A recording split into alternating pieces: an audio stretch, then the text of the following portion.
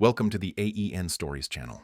Let's dive in, because this story has been a weight in my chest for months, a truth I carried like a worn book, its pages heavy with words I didn't want to read, its binding frayed until I finally set it down to breathe again, to find air in a world that felt suffocating. It wasn't a loud betrayal, no lipstick smudged on a collar, like in some overdramatic novel, no incriminating texts flashing in the dark, no arguments that echoed through the quiet streets of our college town. It was a library book, a slim paperback, poetry of the Romantics, left carelessly on our dining table one Tuesday evening. Adelina rushed out for what she called a department meeting. We'd been married for 7 years. Lena and I, the kind of couple who seemed steady to our neighbors and colleagues, shared nods at university lectures, hands brushing at faculty dinners, our cozy apartment filled with towering bookshelves, the scent of old paper, and the hum of late-night grading sessions. I was a history professor, spending my days lecturing on the Civil War and guiding students through dusty archives in the university library, a brick building with creaking floors and stained glass windows that cast colored light across my notes. Lena was an English lecturer, her office a chaos of annotated novels, sticky notes, and coffee stains, her energy a spark that could light up any lecture hall, her voice bringing Keats and Austen to life for her students. We had a tabby cat, Juniper, who'd nap on my desk while I worked, her soft purring a comfort after long days of teaching and committee meetings. Our life felt like a well-organized syllabus, structured, familiar, with room for intellectual debates and quiet evenings, but lately, the air between us had grown stale, her smiles fleeting, her evenings spent emailing in the study, her laughter drifting through the closed door, bright and melodic, but no longer meant for me, like a poem recited for a different audience. I noticed the book because it wasn't hers. Lena preferred hardcovers. Dog-eared classics with her sprawling notes in the Mogens Jane Eyre was her favorite. Its pages marked with her thoughts on Jane's resilience, not this flimsy library paperback. Its cover worn from use, a barcode sticker peeling at the edge like a half-forgotten promise. I picked it up, the pages soft and slightly damp under my fingers, and saw a name scrawled on the inside cover in sharp, angular handwriting, Marcus. My name's Thomas. The name hit like a quiet shock, a footnote I didn't want to chase, a whisper of something wrong that settled in my gut like dust on an unread shelf, gritty and persistent, clogging the smooth flow of my thoughts. I stood in the dining room, Juniper weaving between my legs, her tail brushing my ankle with oblivious affection, and flipped through the book, finding a yellow post-it note in unfamiliar handwriting. Lena, loved our talk by the lake, meet me at the cafe tomorrow. My mind raced with questions I wasn't ready to ask, each one a sharp edge pressing against my resolve. Was it a student's book, left behind after a class, a colleague's, misplaced during a department discussion, a simple mistake from the library, dropped off during one of her office hours? I told myself it was nothing, a stray item from one of her literature seminars, perhaps forgotten by a student seeking extra credit. But doubt crept in, soft and stubborn, like a page turning in a silent library, unsettling the order of our carefully curated life. I left the book where it was, planning to ask casually when she got home, to keep my voice light and scholarly, to avoid the accusation I could already hear her deflecting with that bright, practiced laugh she used to charm students and faculty alike. But the question stuck in my throat when she walked in, her cheeks flushed with a warmth I hadn't seen in months, her eyes bright with a spark that felt foreign, like it belonged to a Lena I no longer knew. A stranger wearing my wife's smile. Long meeting, she said, dropping her canvas bag by the door, kicking off her flats, and planting a quick kiss on my cheek, her new peppermint perfume sharp and unfamiliar. Not the vanilla one I'd bought her for our 5th anniversary. The one she'd said reminded her of our early days. I nodded, forcing a smile that felt like annotating a text I couldn't decipher. But Marcus stayed with me, a splinter in my thoughts, pricking every time I tried to move on. Every time I tried to convince myself I was overthinking a worn paperback no thicker than my thumb. The next day, I couldn't shake it. The book, the perfume, her distracted smile, they swirled in my head. A storm of questions I didn't want to face, but couldn't silence, like the rustle of pages in a quiet archive. While Lena was at a literature seminar, I did something I'd never done before. I searched her bag, my hands trembling as guilt twisted my stomach like a tightly wound scroll, its edges fraying under the pressure. The book was gone, its absence louder than its presence, as if it had been reclaimed by someone who knew its significance, someone who wasn't me. But inside a side pocket, I found a folded CAF receipt, dated for a night shed, claimed a grading session, listing to lattes and a shared lemon scone, paid for by someone else. The ink smudged as if it had been tucked away in haste. My heart sank, heavy and cold, like a book dropped on a library floor, the impact reverberating through me, shaking the foundation of our life. Who had she shared that scone with? Why had she lied about that night? A night he'd spent grading papers alone, juniper curled on my lap. Was this a one-off, a friendly coffee, or the start of something deeper, something that had taken root while I was lecturing on battlefields, believing we were still aligned? I photographed the receipt with my phone, my fingers clumsy, my breath shallow, and slipped it back exactly as he'd found it, my pulse loud in my ears, drowning out Juniper's curious meow as she nudged my leg. Sensing the shift in my mood, her head tilted as if asking what was wrong. That evening, over a dinner of her pasta thrown together distractedly, the sauce too thin, the herbs unevenly sprinkled, she was glued to her laptop, emailing with a smile she didn't share with me, her fingers typing with a purpose that excluded me entirely, as if I were a footnote in her lecture notes. Student stuff, she said, her voice too bright, too practiced, as she angled the screen away, her eyes avoiding mine, as if I were a stranger sitting across our dining table.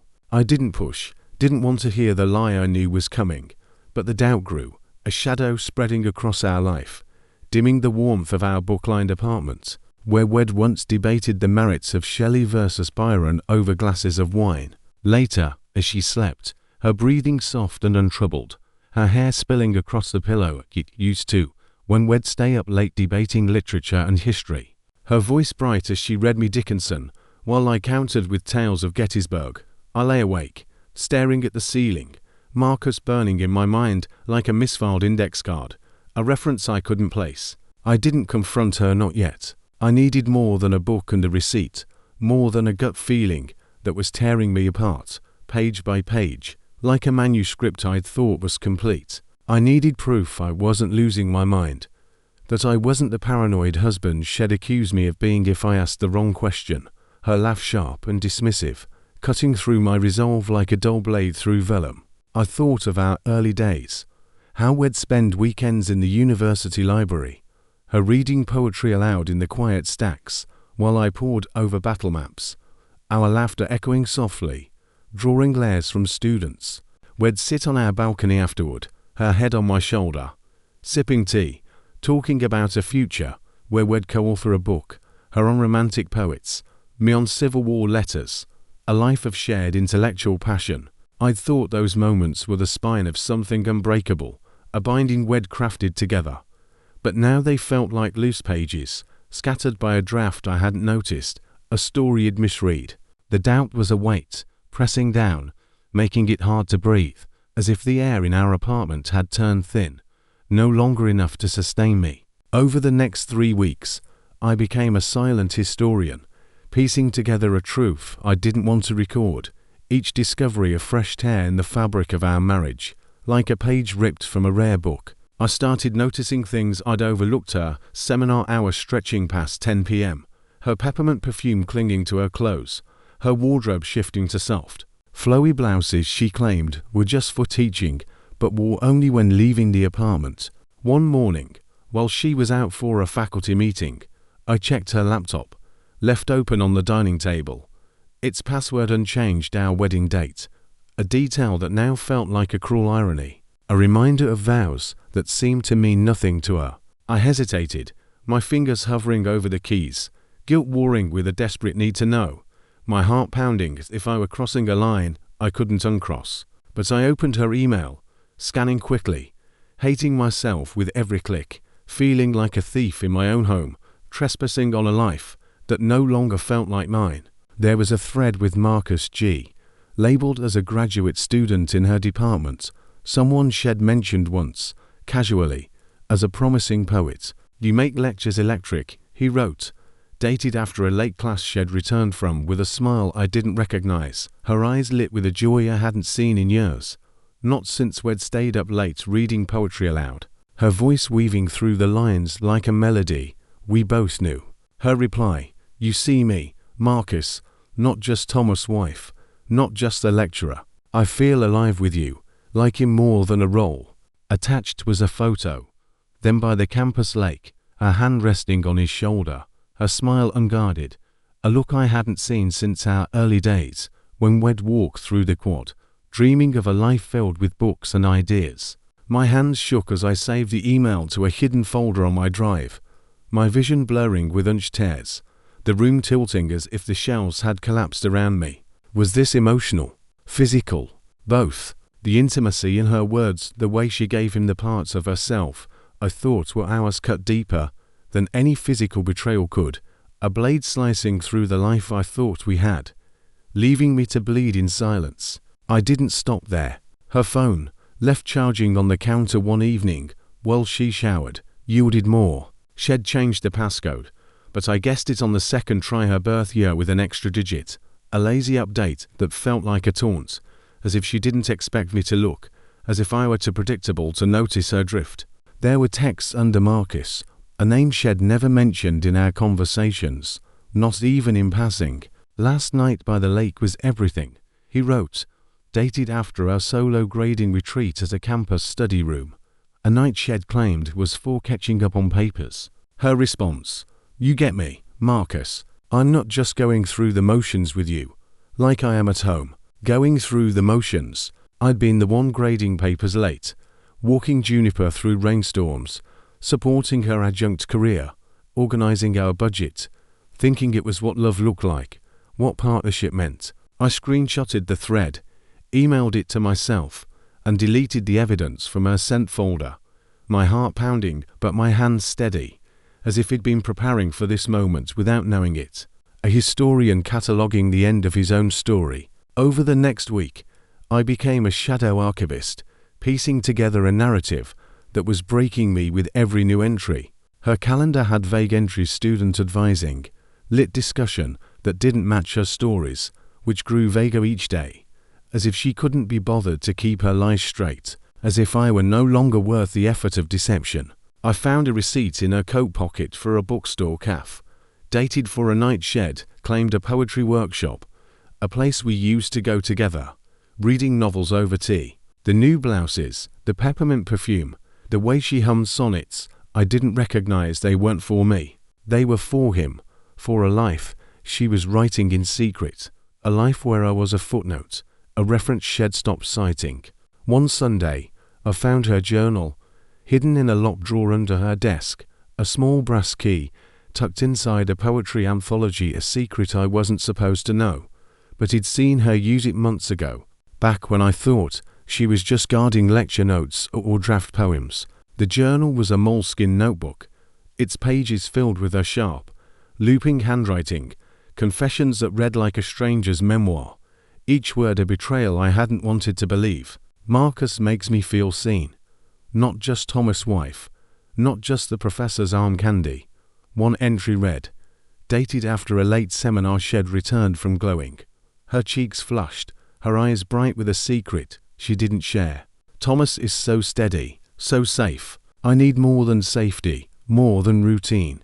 Safe. I'd been safe because I loved her, because I thought our evenings debating literature, planning a co-authored book, dreaming of a future with a library of our own, with a foundation of something lasting, something real." Another entry, from a week later. "Coffee with him last night felt like I could breathe again.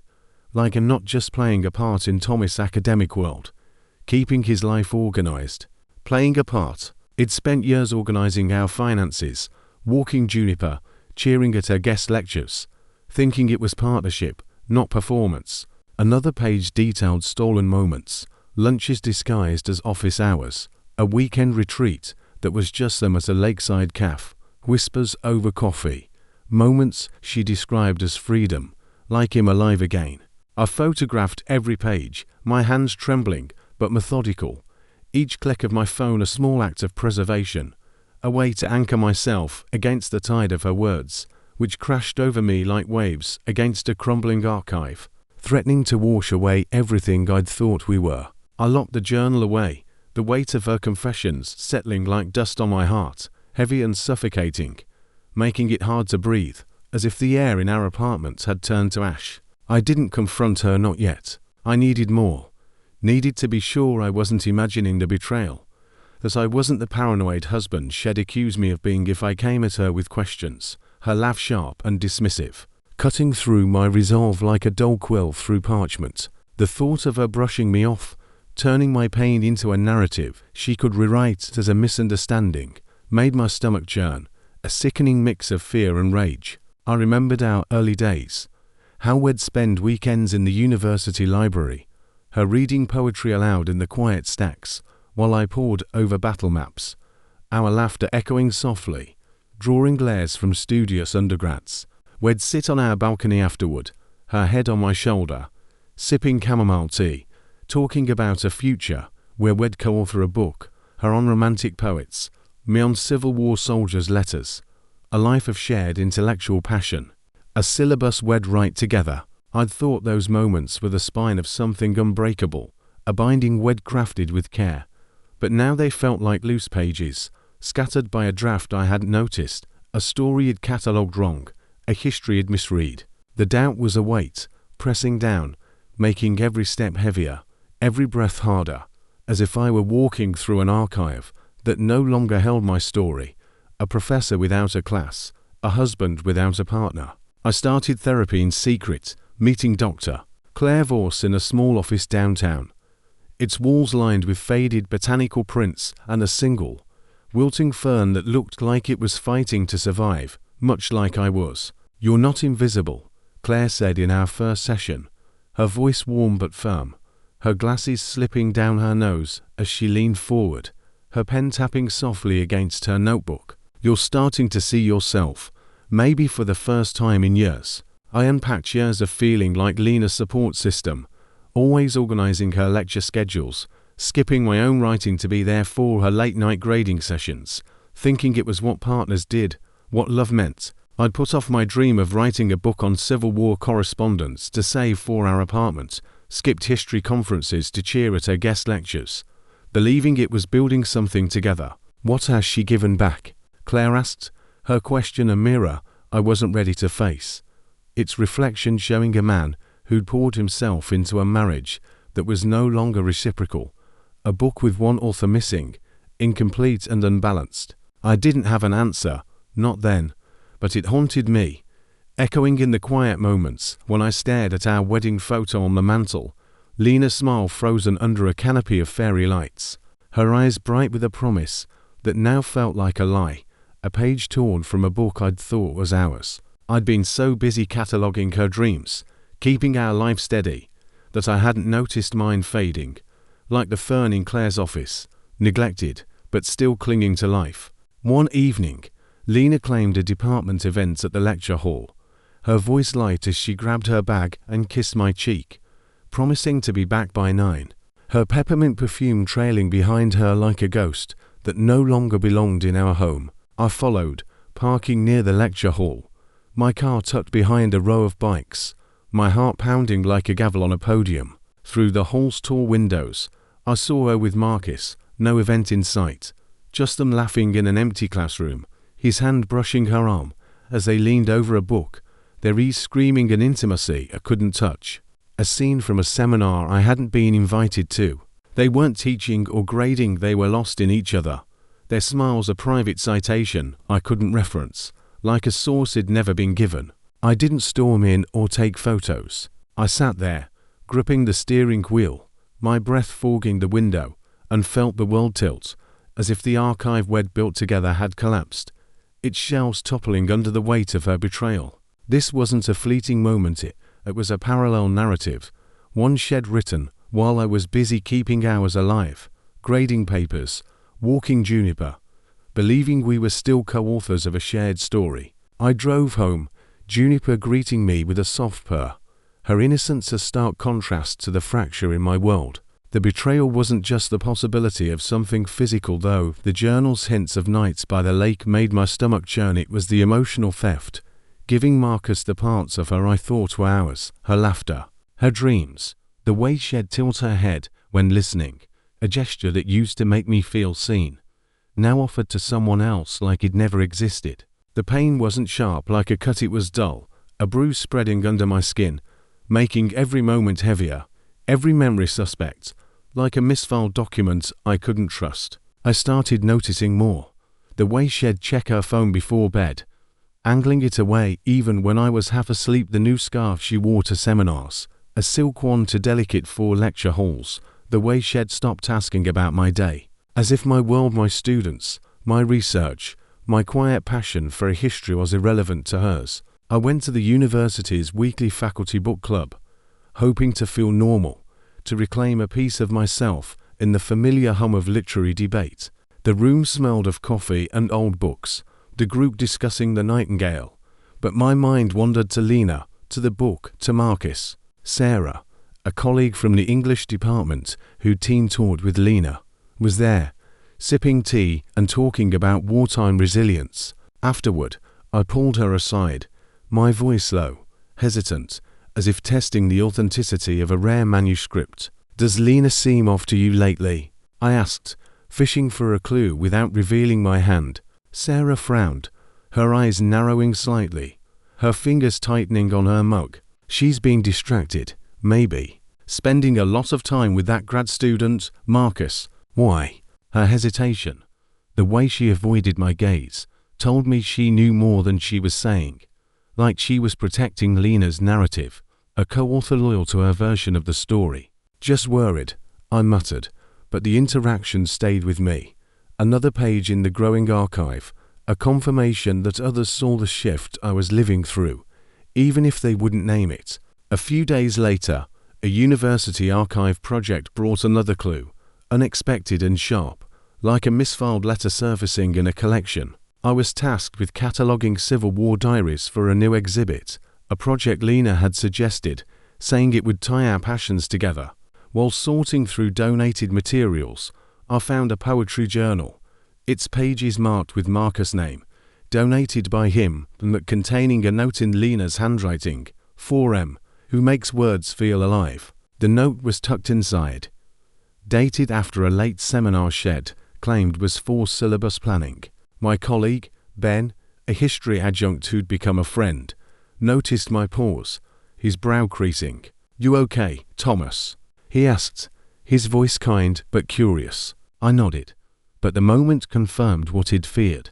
Marcus wasn't just a student, he was the owner of the book, the M in Lena's life, the man she'd chosen over me. I finished the cataloguing, but each entry felt like a farewell, a final piece of work for a place that no longer felt like ours. I didn't scream or break things. I planned, methodically, over 12 days, each step a quiet rebellion against the life I was losing. Like a historian archiving the end of his own era, I opened a new bank account, redirecting my paycheck to untangle our finances, a process that felt like dismantling a manuscript we'd written together, page by page, citation by citation. I rented a storage unit in a gravel lot outside town, moving boxes at night while Lena slept, her soft snores a cruel contrast to my unraveling heart, each box a small farewell to the life I'd thought we'd share. I scanned documents, our lease, tax records, our marriage certificate, its ink faded but still binding, saving them to a secure drive, a digital archive of a life I was leaving behind. I packed slowly, clothes folded with care, history books I'd loved since grad school, Juniper's toys, and her favorite blanket, each item a piece of me I was reclaiming from the wreckage. The photo from our honeymoon, where Lena smiled by a lake, her dress catching the breeze, went into storage, not because I couldn't bear to look at it, but because I didn't want her to have it, to hold on to a piece of me she'd discarded so easily. I wanted her to feel my absence, not my anger, to wake up to an apartment that no longer held my echo, A space as empty as it felt 4 months, a library stripped of its archivist. The night I left, Lena was at another department meeting, her voice bright as she called out a goodbye, promising to be back by 9, her peppermint perfume trailing behind her like a ghost that no longer belonged in our home. I worked quickly, stripping the apartment of me. No loafers by the door, no tweed jacket on the hook, no coffee mug in the sink, no trace of my daily routine's grading papers by the window, reading in the armchair, scratching Juniper's ears while she purred on my lap. I unplugged my charger, packed my laptop, even took the worn copy of Team of Rivals it'd been rereading, its pages marked with my notes, a story of loyalty and loss that felt too close now. The walls, once lined with our photos us at a book festival, laughing in the library stacks, kissing under a lecture hall's skylight were bare, only nail holes remaining, like scars of a life erased, a narrative no longer told. I left one thing, a handwritten letter on the dining table, written on my university stationery, my words calm but resolute, penned in the quiet of 2 a.m. The night before. Lena, I know about Marcus, the library book, the emails, your journal. I'm done being your backdrop, the steady one you don't see. I'm gone. Goodbye. I took Juniper, her carrier jingling softly as she meowed, locked the door, and drove to a motel an hour away, the college town lights fading in my rearview, the hum of the highway a lullaby to my fractured heart. I felt no triumph, only a hollow relief, like setting down a book I'd gripped too long, the road stretching dark and open before me, like a blank page waiting to be written. I parked a blocks from the apartment to watch, needing to see her reaction, to know if my absence registered in the carefully curated world shed built without me. At 10:17 p.m., her car pulled into the lot, her silhouette in a soft blouse, the kind shed started wearing for seminars, its fabric catching the streetlight's glow. Marcus' bike was parked nearby, a silent confirmation of the life shed chosen over ours. She walked in, carefree, her flat scuffing the floor, then froze in the doorway, her posture stiffening as if she'd sensed the void before seeing it. I saw her call my name once, twice, 3 times, her voice rising, then breaking into the silence, a sound swallowed by the empty apartment. She flipped on lights, her bag hitting the floor with a thud as she noticed the empty walls, the missing jacket, my side of the closet bare. She opened the fridge, found my labeled leftovers gone, the tea I liked, the sandwiches had made for lunch, even Juniper's food bowl missing, her water dish absent from its usual spot by the door. Her hand went to her mouth, but she didn't cry, just stood there, staring, as if waiting for me to walk back in with a laugh, saying it was a prank, that he'd never leave her, that I'd stay her steady anchor forever, the professor who'd keep her world upright. I didn't. I drove back to the motel, its flickering neon sign buzzing like a heartbeat, and sat on the stiff bed, Juniper curled beside me, her warmth a small anchor in the storm. I wondered if he'd made the right choice, or just burned my life to the ground, the question looping in my mind like a lecture stuck on a single slide, its argument unresolved. By morning, I expected her phone to light up mine, texts, calls, voicemails begging for answers, pleading for me to come back, promising to explain away the book, the emails, the lies. Nothing. Just one text at 11:09 p.m. Thomas, where are you? What's this? No panic, no tears, just mild confusion, as if I'd misplaced myself like a lost syllabus, an inconvenience to her evening's lecture. It crushed me, not because she didn't beg, but because she didn't seem shocked, as if she'd always known it'd fade eventually, that I was temporary, a placeholder until someone like Marcus came along, someone who made her feel alive in ways I apparently couldn't, someone who fit the new chapter she was writing. I didn't reply. I sat in the motel, sipping coffee that tasted like ash, staring at the peeling wallpaper, its faded floral pattern a mockery of the home we'd built together, a library now stripped of its books.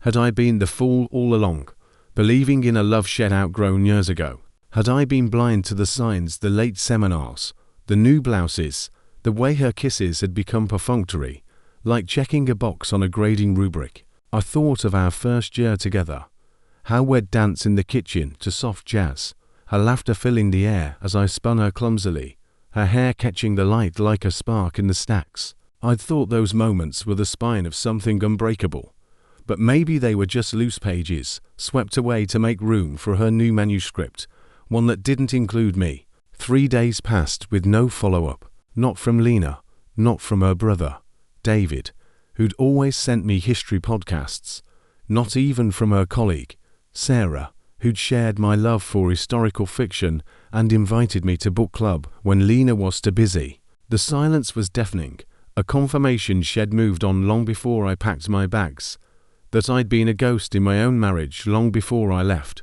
haunting an apartment that no longer needed my scholarship. I spent those days in a fog, walking Juniper along the motel's cracked parking lot, her tail swishing as she chased shadows, her trust in me a small comfort in the haze. I called my neighbor, Ben, who lived across the hall and taught medieval history, his voice steady as he listened through my halting explanation, the words spilling out in a rush, like pages torn from a book. "You're not crazy, Thomas," he said, his tone firm, like he was anchoring me from across town. "She chose him over you. You don't owe her your pain.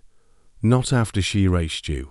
He offered his couch, a place to crash, but I declined. I needed solitude, not pity. Needed to face this alone before I could lean on anyone else. "You're stronger than you think," he added, his voice softening, and I wanted to believe him, but I felt like a book misplaced in the library, forgotten on a shelf no one checked, its pages yellowing with neglect. I kept seeing Claire, my therapist, twice a week now, her office a safe haven, where I could unravel the tangle of my thoughts without judgment, the wilting fern in the corner a quiet reminder of my own struggle to survive. "You're grieving," she said in our second session, her pen tapping softly against her notebook, her eyes kind but unflinching behind her glasses.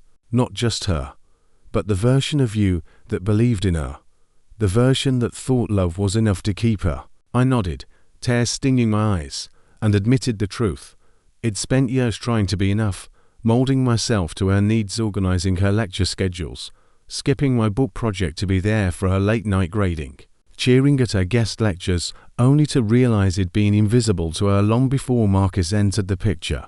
"What did you want from her that you didn't get?" Claire asked, her question a mirror I wasn't ready to face, its reflection showing a man who'd given everything and received only absence in return. I sat there, staring at the fern, its leaves curling inward like my own heart, and said, I wanted her to see me, not as the guy who keeps things together, but as the man she chose, the one she loved. The words felt like a confession, a truth I'd buried under years of routine, under the weight of being the steady one, the reliable one, the one who never asked for more, because I thought love meant sacrifice. Claire leaned forward, her voice steady. "You can't make someone see you, Thomas, but you can choose to see yourself, to value the man you are, not the role you played for her." On the fifth night, I drove back to our neighborhood, parking near the lecture hall, its brick facade looming in the dusk, a place that had once been ours, but now felt like a stage for her new narrative. Through the tall windows, I saw Lena with Marcus, her laugh bright and unburdened, the library book on the desk beside them, its worn cover glinting in the light like a badge of her betrayal, its Marcus inscription catching the glow like a taunt. They sat close, his hand grazing her arm, her eyes sparkling in a way they hadn't for me in years, not since we'd stayed up late planning a future that felt possible, an apartment filled with laughter and books, a life we'd author together. I didn't feel anger, just a cold clarity. I'd been grieving a marriage shed already celebrated leaving, a truth that settled like frost in my bones, chilling but undeniable. I drove back to the motel, my hands steady on the wheel, and wrote in a journal I'd started, a cheap notebook from a gas station, its pages already curling at the edges. She didn't just betray me, she erased me, and I let her. No more. I'm not her footnote anymore. I'm writing my own story now. The words were a vow, not to her, but to myself, a promise to stop living in her shadow, to reclaim the man I'd been before I became her anchor, her safety net, her afterthought. The university's annual poetry reading, held 2 weeks later, became the moment Lena's lies unraveled publicly. I hadn't planned to attend, but Ben, my neighbour, insisted, driving in from his apartment with his usual quiet determination, his car packed with coffee and a fierce resolve to pull me out of my fog. "You can't hide forever," he said, handing me a thermos as we parked near the lecture hall, the air thick with the scent of autumn leaves and anticipation. "Show them you're not the one who broke." The reading was lively, students and faculty crowding the hall, tables lined with chapbooks and tea, a poet reciting under soft lights. I stayed on the edges, Juniper's carrier at my feet, but I saw Lena across the room, laughing with Marcus, the library book in her hand, its cover unmistakable. Sarah, our colleague, was there too, her eyes flicking between Lena and me, her expression tight with unspoken knowledge. During a break, Sarah took the microphone, her voice steady but pointed. "Poetry thrives on truth," she said, her gaze landing on Lena. "Some of us have forgotten what that means." The crowd murmured, confused, but Sarah's words landed like a gavel, and I saw Lena's smile falter, her eyes darting to me, then away. Later, Sarah cornered her by the book table, her voice low but sharp, words I couldn't hear, but could feel, like a quill scratching through a false narrative. Lena's face paled, her hands clutching the book, and for the first time, she looked exposed, her carefully curated script crumbling under the weight of truth. I didn't stay to watch the fallout. I left with Ben, Juniper meowing softly, the lecture hall fading behind me, a chapter closing with every step. A month later, I ran into David, Lena's brother, at a bookstore downtown, his arms full of military history novels. "Thomas, you're here," he said, his voice hesitant, his eyes searching mine. "Heard you left." I nodded, clutching a biography, my heart racing as I weighed whether to speak. "Just browsing," I said, then added, "Ask Lena about Marcus." The library book. David's eyes widened, his hand pausing on his books. "Marcus, the grad student." I thought he trailed off, realization dawning. "I'm sorry, Thomas," he whispered, but I shook my head. "Don't be. Just don't let her make me the bad guy." I walked away, feeling lighter, like he'd filed away a loose page, reclaiming a piece of the truth. 2 weeks later, I got an email from Dr. Claire Vorse, whom he'd sent the journal photos, the emails, and a brief note explaining my absence. "Thomas, I'm so sorry," she wrote, her words measured, but heavy with empathy. "You deserved better. Lena's been in touch, but she's deflecting, blaming work stress, her need for freedom. Take care of yourself, and let me know if you need to talk." The email lifted a weight, not because I needed validation, but because it confirmed I wasn't crazy, wasn't overreacting to a book under hunch. It'd been erased, but I was done letting her write my story. I started running, the motel's nearby trails a quiet refuge, their paths winding through oaks and wildflowers, the air sharp with earth and freedom. I bought a cheap set of pencils and a sketchbook, drawing the campus at dusk, each line a small reclaiming of my vision, a hobby I'd abandoned when I got too busy being Lena's anchor. I kept journaling, not about her, but about me, dreams I'd shelved, like writing a book on Civil War letters, places I wanted to see, like the archives of London or the battlefields of Antietam, the man I wanted to become, one who didn't flinch at his own reflection, who didn't measure his worth by someone else's gaze. 4 months later, I moved to a small lakeside village I'd found by accident, driving aimlessly until the weight on my chest loosened, the road leading me to a place where the air smelled of water and pine. A place that felt like a fresh page, ready to be written. I rented a weathered cottage by the lake, its wooden porch overlooking rippling water, its windows rattling in the wind. No Wi-Fi, just juniper, and the sound of waves lapping against the shore, a rhythm that felt like a heartbeat, steady and alive. The village was quiet, its streets lined with stone cottages and wildflowers, its people kind but distant, offering nods as I passed with Juniper in her carrier, her tail swishing like a metronome. I took a part-time job teaching history at a community college, each lecture a small act of creation, a way to rebuild myself. I started writing again, my book on Civil War soldiers' letters taking shape, each word a brick in a new foundation, a story I was telling for myself, not for her. I ran every morning, the lake's flow clearing my lungs, my mind, the horizon stretching endless before me, like a manuscript waiting for its narrative. I journaled at night, not about Lena, but about the man I was becoming, someone who could laugh without checking for approval, who could dream without fear of losing it, who could stand in the quiet of his own company and feel whole. I thought of my mother, who'd raised me alone after my father left when I was 12, her quiet resilience a guide now, her hands steady as she stitched our lives back together. She'd told me once, "You don't need someone to make you whole, Thomas. You're enough." I hadn't believed her then, too young to understand, too busy chasing a life I thought would complete me.